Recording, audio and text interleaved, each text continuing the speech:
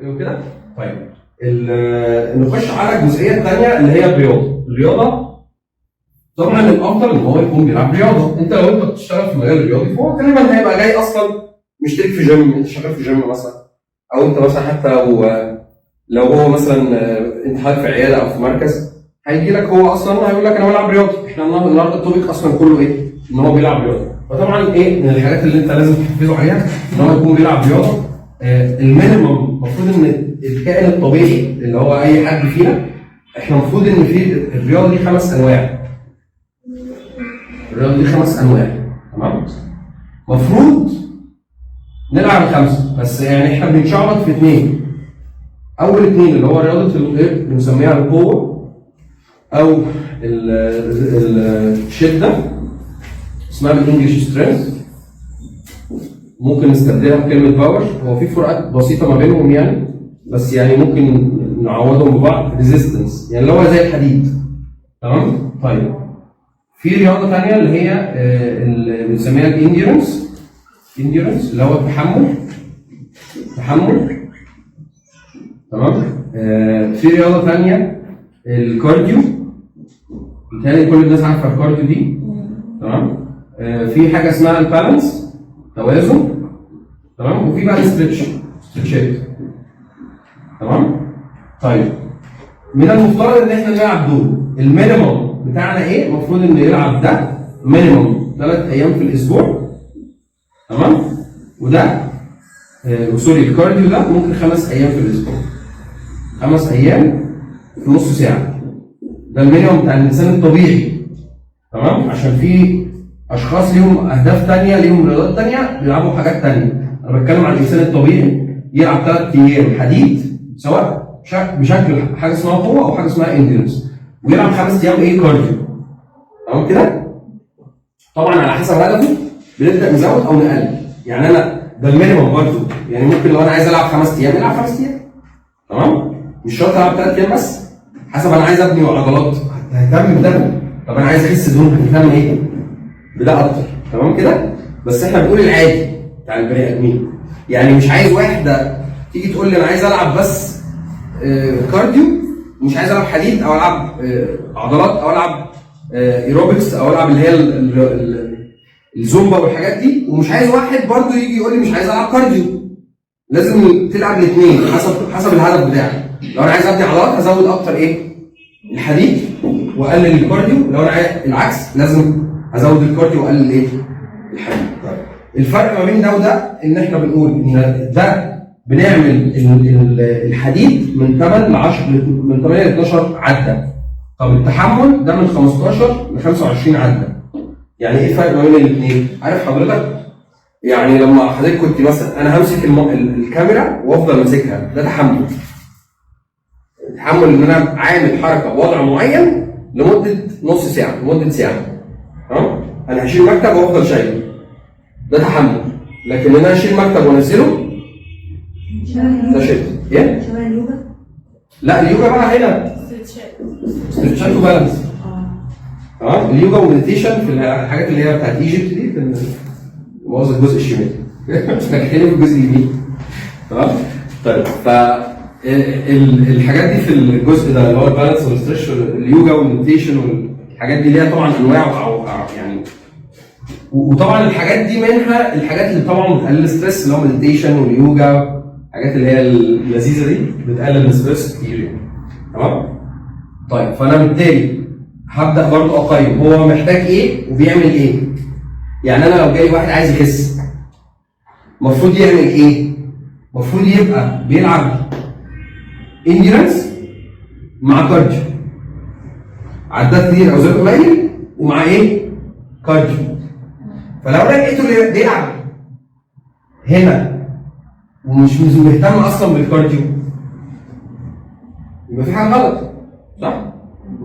فاهمين انا بقول ايه؟ اتفضل حضرتك بتقول لو اتمسك الموبايل وقفت بيه نص ساعه هو قارنته بالمكتب التقيل اللي انا برضه هشيله، حضرتك قلت الاثنين دول ازاي؟ لا طبعا هو مش زي بعض حضرتك، طبعا على حسب الفتنس ليفل بتاع الشخص اللي بيلعب.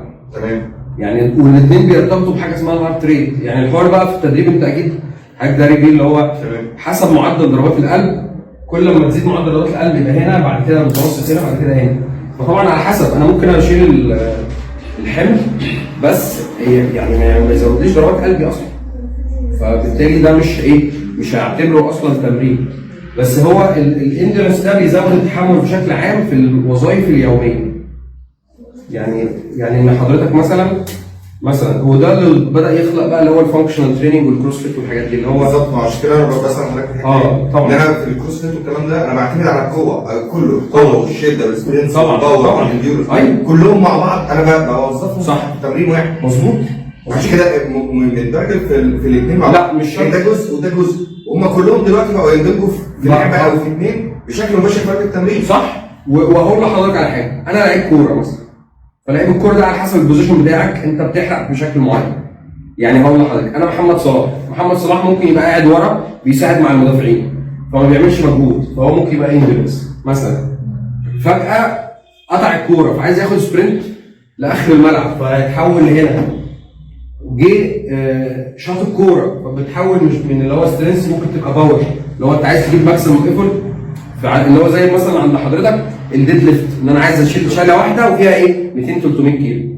فبالتالي مش شرط ان تكون رياضه حاجه واحده، لا هو كل رياضه بتبقى بتدمج اكتر من شكل من اشكال النشاط. بس احنا يعني هقول لحضرتك على حاجه، انت حضرتك متخصص فبتتعامل معظم شغلك مع متخصصين، بس النسبه دي مش عاليه في المجتمع. يعني معظم الناس دي هي مش بتشتغل في جيمات ولا تشتغل مع ابطال، حضرتك بتشتغل في ابطال وبتاهل ناس وتكبرها. لكن معظم 90% بقى هو واحد عايز يخس او يزيد، هو رايح الجيم. فعشان كده الحاجات دي هو اصلا مش فاهم هي عباره عن ايه ولا عارف هو يلعب ايه. وتقول للبنت شيلي دامبلز تقول لك لا انا هبقى زي بيج رامي وهيبقى عندي عضلات وجسمي مشرخ. انت اكيد بتشوف الكلام ده تقول لك لا انا عايزه مش عايزه العب عضلات عشان بص جسمي هيبوظ. يعني على اساس ان انت تمام كده ما قصدتش حاجه والله، بس يعني حضرتك انت مش جسمك هيبوظ، يعني انت هتبقي هيفاء وهبي مثلا، تبقي ياسمين صبري، مش جسمك هيبوظ. يعني عشان توصل لبيج رامي ده لازم نقعد سنين نضرب هرمونات عشان يبقى العضلات بقى مشرخه وعروق، والرجاله نفسهم بيعانوا وعشان يوصلوا لشكل زي ده كده. فمش هيبقى الدمبل البينك ال 2 كيلو اللي هيبوظ لك جسمك، فاهمين؟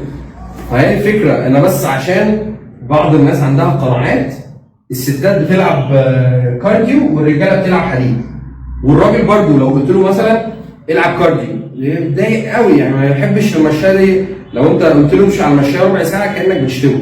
يا عم طب ما هي مهمه، انت محتاج تزود ما قلبك. لو ما اشتغلش كويس وبدات تحرق برضو مش هتعرف تكمل، قلبك هيتعب. فده الكارديو ده حاجه بتحسن وظائف القلب. يعني كلمه كارديو اصلا كمان لازم نسخن الجسم، العضلات كده هتشتغل ازاي؟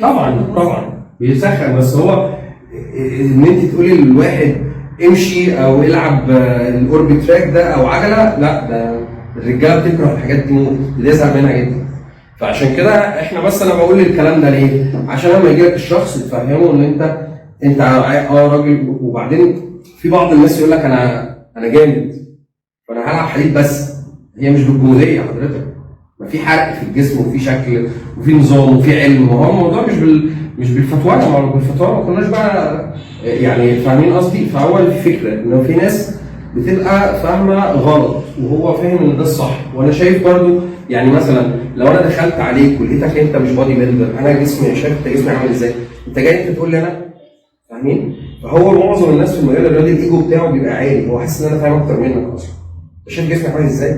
ممكن يكون هو مش فاهم حاجه على فكره، لكن هو شايفك انت مش جسم، فهو بالنسبه له ان انت لا انت مش جامد كده. هو بيقيم بالشكل. طب حضرتك ما في علم. ناس كتير جدا على فكره بتبقى ابطال ومش فاهمين حاجه. هو حافظ حاجات معينه بيعملها وهرمونات بياخدها وتظبيطات معينه، فبياخد الفاينل شيب بشكل معين فبيخش ستيج بشكل معين، لكن هو مش فاهم علميا هل الحاجات دي هتضرني هتنفعني مع الفتره الطويله اللونج تيرم هيحصل لي ايه، هو هيأثر عليا ازاي، وابقى عندي 40 و50 سنه هعمل ايه. فالكلام ده هو ما بيفكرش فيه، هو بيفكر بس انا عايز شيب عشان اخش مسرح. ما اخش مسرح ده يعني بطوله زي بيج رامي وكده، تمام؟ طيب فاحنا كده اتفقنا على انواع الرياضه. فانا هيبدا الشخص يجي لي انا قيمت اول حاجه الاكل، النوع والكميه والمواعيد. فانت بالتالي يبقى انت حضرتك اكلك ايه، بتاكل ايه، بتصحى الساعه كام، بتنام الساعه كام، مواعيد شغلك ايه، الوقت ده بتبقى فين؟ الوقت ده بتبقى فين؟ تمام؟ تاني حاجه الرياضه. انت رياضه بتلعب رياضه عامله ازاي؟ وتبدا تقيم هل الرياضه دي هدف بتاعك مناسب للرياضه اللي هو بيلعبها دي ولا مش مناسب؟ تمام؟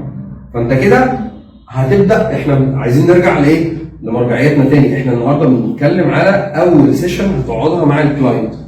تبدا تطلع له الحاجات الغلط اللي هو بيعملها عشان تقول له شايف الحاجات الغلط دي هتوديك في السكه دي، فالسكه دي وحشه، فانت محتاجني عشان ايه؟ اخدك بقى لحته ثانيه. فاهمين؟ دكتور محمد كان بيقول ان التيم بودي عشان نعمله لازم سليب 6 ساعات.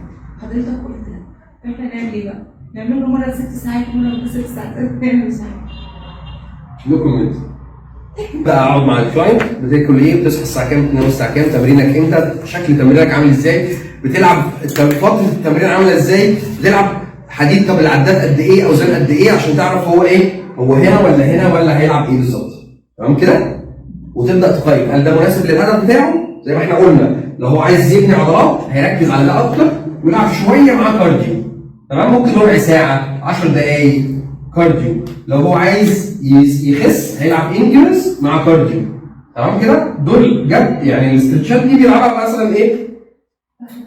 بعد التمرين عشان يفك لو ما يحصلش ماسك يعني تقلصات في العضلات. تمام كده؟ طيب